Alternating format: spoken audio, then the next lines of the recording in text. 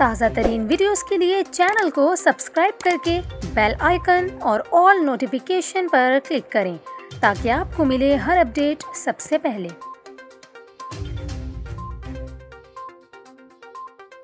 और अभी आपको अहम खबर से आगाह करें। इस्लामाबाद हाई कोर्ट ने एवन फील्ड रेफरेंस में मरियम नवाज की 7 साल की सजा कलअदम करार दे दी।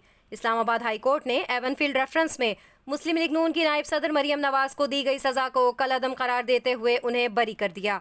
एहतसाब अदालत ने एवन फील्ड रेफरेंस में मरियम नवाज को 7 साल और उनके शौहर कैप्टन रिटायर्ड सफदर को 1 साल की सजा सुनाई थी, जबकि इस्लामाबाद हाई कोर्ट ने जुलाई 2018 में मरियम नवाज और कैप्टन रिटायर्ड सफदर की सजा मुअत्तल की थी।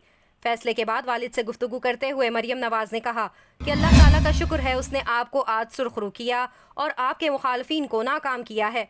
दूसरी जानिब फैसले पर रद्द-ए-अमल देते हुए वजीर आजम शहबाज शरीफ ने कहा कि झूठ, बहतान और किरदार कुशी की अमारत आज जमीन बोस हो गई। वाज़ेह रहे कि अदालत की जानिब से आज जारी किए गए फैसले की बुनियाद पर मरियम नवाज अब इलेक्शन में हिस्सा लेने के लिए अहल हैं।